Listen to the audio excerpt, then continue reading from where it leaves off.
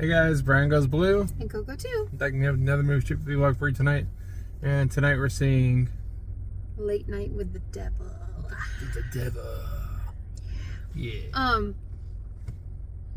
Listen, this movie, we didn't even know this was coming out. We hadn't seen a trailer in the theater. You actually messaged me and said, hey, check this movie out. Yeah. And I watched the trailer and I was like, what? It looks crazy. I've been so excited to see this. Like, we could not wait to see it. We couldn't see it quick enough. Yeah. I really hope that it lives up to, like, our standards. Yeah, definitely. Actually, one of my associates at work told me about this movie. So then I checked out the trailer and thought it looked really cool. So. And our theaters have been filling up for this movie. Yeah. It's like, I don't know if, I mean, I am on TikTok sometimes. I haven't really seen it circulating, so I don't know what's made this, like, popular all of a sudden, but every theater we've tried to get into has been, like, packed at every showtime. Yeah. So, basically, why have I already forgotten his name? David DeFalshman? You got it. I just watched, like, a little interview so I could pronounce his name and I already forgot it. But Michael Ironside is apparently the narrator of this, and then we don't recognize anybody else. The main guy, the David guy, is the Polka Dot Man from Suicide Squad. What else is he in? He was in something else. The Dark Knight. Something recent that we saw that was like kind of silly. Really? Yeah. Well, the lady named a bunch of movies, and he's also like he's a producer as well, and a writer. But this movie, basically, from what we've seen just from the trailer, it's set in 1977, so that's cool. Oh, he's in the Ant-Man movies, remember? Oh, yes. The first two of them. Yep. Yeah. So he's a late night talk show host, and basically it's like set in 77, so it's like super like retro looking. It's like, it looks really cool. And he's hosting this show, and somebody comes out. There's like something about this book, like this demonic, like somebody had written this book, and there's this little girl that comes out, and we just see that she comes out and she's like strapped up to this chair on stage and like gets possessed live on the air. And that's pretty much all we see. So right there, we were hooked. We were hooked. If you don't know, I'm like obsessed with possession movies. I know it's like bad. It like terrifies me, so I'm like fascinated by it. Hence the Exorcist shirt. I had to wear it. That's one of my favorite horror movies of all time. Well, my favorite horror movie of all time. Don't argue with me. It just goes back to childhood, okay? I'm not saying that it's like the scariest movie, but it is, okay? It's scary. It's still scary. It's still scary. And it's relevant because, 70s. Anyway, what are your thoughts going in? All I hear is good things about it. I did hear the AI thing, but I don't really know. Oh, yeah, that like all the audience members were like AI. Or there's like AI movie posters in the background or something like that. I don't know if that'll bother us enough, but we'll see. One person that I did read a little, every like BlueTuber or like friend on IG, I've seen nothing but good things. And one person in particular said this movie had everything I love. Nostalgia, like vintage stuff. It's set around Halloween. There's like Halloween costumes. It's set in the 70s, right? Or yeah. What year? 77. 77. Yeah, so it's got all of that. Like, and no matter what movie it is, if there's like if it's like Halloween and there's like a costume party or something, we like geek out because that's our favorite time of year. Yeah, and it's a Shudder exclusive, so it's probably going to be streaming in a couple weeks. Yeah. So I'm sure it'll be at home soon enough for you guys that subscribe to Shudder. Yeah. Which is a pretty cool horror streaming service. And I'm not expecting even this video to get a super lot of views because I've tend to find that people don't watch the videos that they know as much about the movies, but then again they do. But I hope this like blows up. Not our video. I could care less. Okay. Thanks for watching, by the way. But I hope the movie blows up, and I hope that it blows us away because I'm super hyped for it. If you couldn't tell. Well, let's get in there and check it out then. Okay. It's 8:53. The movie starts at 9. Hopefully we can get some more Ghostbusters pins. We'll see. We might. If they're feeling generous. We might get lucky. Yeah. Let's get in there. Okay, bye. Bye. Past the trees to the AMCs. And we're seeing devil worshipping stuff. Little girl possessed by the devil. They don't get much better than that. They don't. You know, that's what it's all about. I hope we can sleep tonight. I'll be able to sleep. I hope I can sleep tonight. Yeah, hopefully you'll be able to sleep tonight. We'll see. We'll see. I'm a little nervous. She's nervous. Coco's nervous.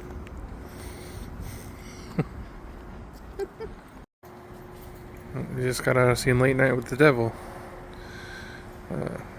We'll show you our thoughts in the car. And we're back in the car. Yes, we are. We made it. Made it through. The past few videos I've forgotten to say stay after the previews. Stay after the credits. Right? I haven't said that in a while. Yeah. Anyways, thoughts. Thoughts? Yeah, I want to know your thoughts. Okay. Well, my thoughts, I definitely think that it's a real, I don't know, it's kind of, it's hard. It's hard. Yeah. Because it's, it kind of just all takes place like a TV program, like a faux or fake, late 70s TV program, like a Johnny Carson style show. He's actually competing against him in the year that 77 or whatever that he's playing. Mm-hmm. His name's Jack. What was his name? Daly, or maybe I'm thinking of Carson. Jack Delaney, or I don't know. Jack Delroy. Delroy. Yeah, that was it, Delroy. And so he's this late night talk show host, and he's just trying to get his ratings boosted up. He knows that he's not going to be remembered unless he's like the king of the late night talk shows, and he just can't seem to get his step above Johnny Carson. Mm-hmm. So it's kind of like showing his past and everything leading up to his stardom, from the early 70s to the late 70s, in the beginning of the film, and then it gets into the episode, the Late Night with the Devil episode, basically. It's Halloween night. I don't know. It's pretty cool. It's just like he kind of has a few different guests on there, and one of them's this little girl who is possessed by the devil. She has like a alternate name for him, Mr. Wriggles or something. Mm-hmm. So yeah, it's pretty fun. I like the way that they had the set pieces done, and they had the TV, the full frame setting, whenever you're watching the program, and then when it's behind the scenes, it went to black and white and a little more widescreen. I'm not sure why they chose black and white for behind the scenes stuff, but I think it worked for what the film was trying to do. Yeah. We didn't notice any AI stuff like people were commenting on. When we saw the cast credits at the end of the movie, there was a huge listing of audience members. So yeah, the audience is real. There are real people in there. This was filmed in Australia, and Melbourne, I think it said. Yeah. There are definitely some CGI moments in there, but I think there's some practical effects in there too. I do think that the little girl playing Lily was really cool. Really creepy, and but that's not the only creepy parts of the movie. Is the right, the possession stuff towards the end of it. There's some other creepy moments during the film too, and it's just cool seeing this guy like kind of what he's going through, and as a late night talk show host and everything. And I thought the performance was really well by him. Yeah, I don't know. Overall, I'd probably give this like a 3.5. But I could definitely see myself revisiting it. And like you said before, when we were watching the movies, pairing it up with WNUF Halloween Special, because they two would go like kind of hand in hand. Oh yeah. Just it's that kind of like the way it's filmed and everything. Yeah. There was some pretty cool gore in here that I was not expecting. and some really cool like effects. I don't know. I really enjoyed it. Yeah. Yeah. Good stuff. What do you think? So, I wouldn't go into this thinking that it's a possession movie. Because I didn't really think that, but in a way I kind of did. I was like anticipating the possession and like really like wanting to see that. So I'll be honest in saying that it kind of left me wanting more with that, because I think the possession movies, they shove it down our throats where it's like, you know, the whole movie is based around someone being possessed, strapped up in bed, and, you know, like The Exorcist, like arguably the whole first part of the movie is like, you know, pretty boring and nothing's really happening, and then all this stuff is happening in the one bedroom, the one, you know, room. But no, I guess what I'm trying to say is that part specifically kind of left me wanting more. But for what it was, I think it did it really well. It had all of the elements of a possession, and of course on this channel we don't do spoilers, or we really try not to, so that you can go enjoy the movie. Yeah. Kind of like with, I hate to bring this movie into it, but it's kind of one of the more recent ones that I actually did enjoy. Not as much as the original, but Exorcist Believer. I did enjoy that, but it kind of took me out of it in this when the possession was happening and you can hear the girl's voice and then like, not a voiceover, but a male's voice too, you know, simulating the devil or the demon that possessed her. That kind of takes me out of it because it's so like, and I understand why they do it, because they can't just have her little like, you know, mousy voice talking. So I get it, but I don't know, that always is kind of cheesy to me. Yeah. And the way that it was done in The Exorcist, I think it's just so hard to compare. Like, you just can't. So you have to enjoy it for what it is. Yeah. Because it was so well done in The Exorcist. There was no, I don't know how they did it, but it was just done brilliantly. So anyway, with that being said, I noticed that like in that scene, like I was kind of like, okay, like this isn't so bad, you know, but it is very creepy. But now that I'm out of the movie, I'm gonna go home, try to go to bed, turn the lights off, go around corners in the house, and I know it's gonna like stick with me and I'm gonna be freaked out.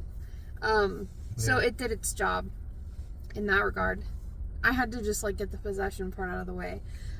Like you said, there was a very specific scene at the end after the possession where something else happened with the girl, and it was very CGI. It was very like, it just wasn't realistic. I didn't know what the hell was happening, and I didn't love that, but I get it. They had to make it kind of over the top and CGI to like prove a point of like how powerful and blah blah blah blah blah. So with the fire, that in the splitting, I can't like explain that, but I'm just trying to like let you know what part I'm talking about.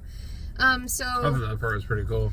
It was cool. I did think it was kind of cool, but it was kind of like, it kind of took me out of it because I was like, that wouldn't really happen. No. But I mean, there's some people out there that would say a possession wouldn't really happen, so it's what you make of it. I think that the movie was really well done. I love how it was set in the 70s, and like you said, with like the full frame, and then like, you know, when we're watching it, it's all in color, and it's like even kind of like fuzzy in parts. Yeah.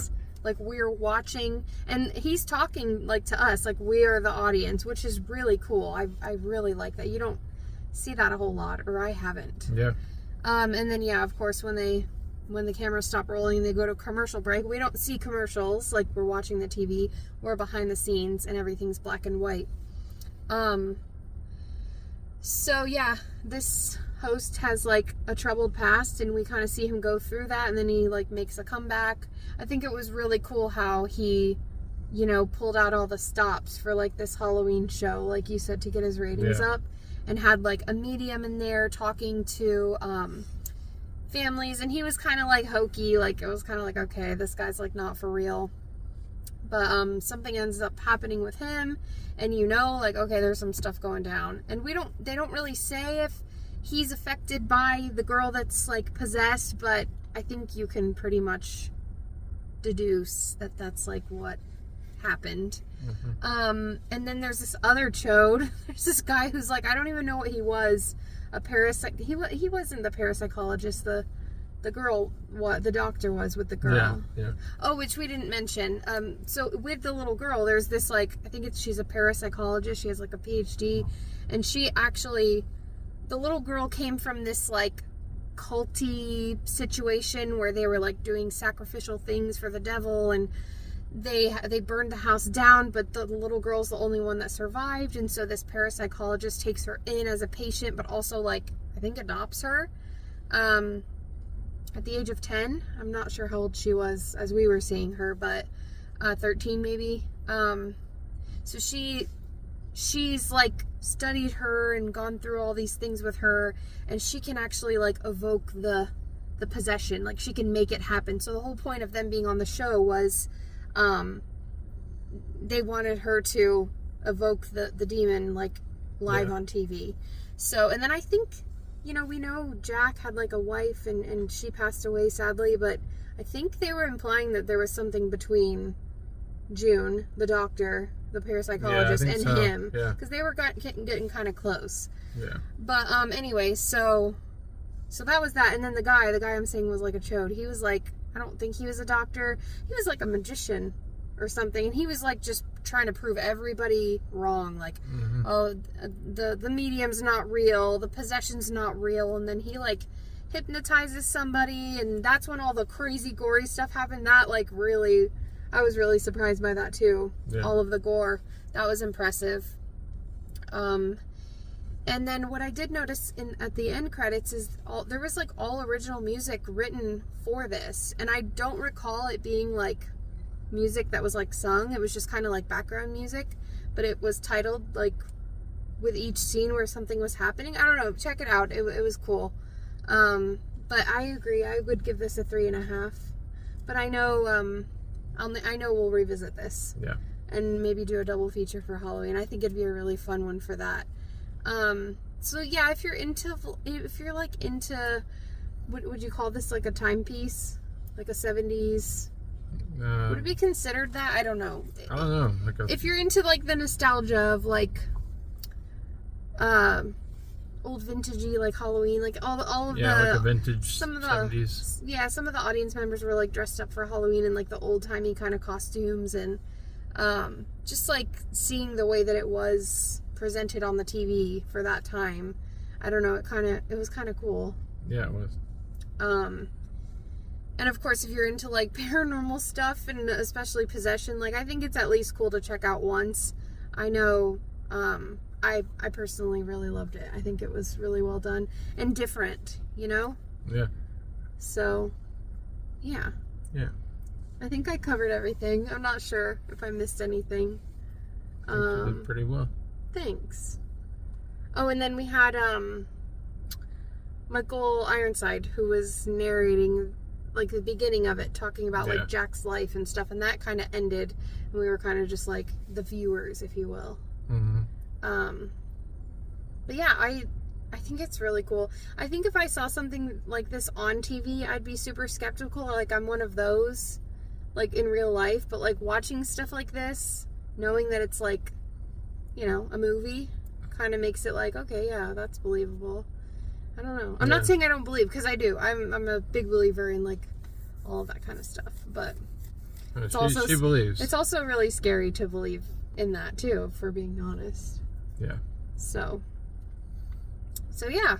If you get a chance to check this out, whether it's streaming or if you get to go out to the theater and experience it, I would definitely recommend checking it out. Like I said, it's not one of the shoving the possession down your throat type of movies. It really focuses on other things, and then the possession is just like a part of it, and it is super creepy. I think personally there are some things that could have been done differently with it, but just being like a huge fan of possession movies, like that's just it kind of comes with it. You critique it a lot more, which is refreshing, because I feel like I always say to you guys like, oh, I loved it, you know, I'm like constantly just loving everything. That's not the case, and it is really hard to critique when we're not giving spoilers, you know what I mean? Yeah. Because like there's specific things I could say, oh, I didn't really love this, and I'd have to tell you what that was, and I don't want to ruin it. So that's true. Yeah. So that was Late Night with the Devil. And it is late night now. We're the only ones in the parking lot. So yeah. Yeah. Any final thoughts? Check it out if you like these kind of movies. It'll be in theaters for probably another week or two. Yeah. So, yeah. I think the only other thing I want to say is this, I hope it does well. Like, you know how earlier I said, I hope it, like, blows up. I don't really see that happening. I see people liking it, you know, liking it enough for it to be, you know, for its originality and whatever. I think it would have been a lot cooler if it had come out around Halloween. Yeah. Or, like, on Halloween, you know? Because people are kind of, like, in that spirit. They're vibing to it, and that's the only thing that I'd say. Yeah. But maybe the release will come out around Halloween. Maybe, yeah, probably. Will it take that long? No. No, it won't. Not It'll come out these in, days. like, June or July or something. And if you were a fan of Paranormal Activity or Barbarian, which those are high up there for me, don't come after me. I love both of those movies. Same producers. Yeah. Which that doesn't really mean crap, does it? Because a producer can just throw their name on whatever.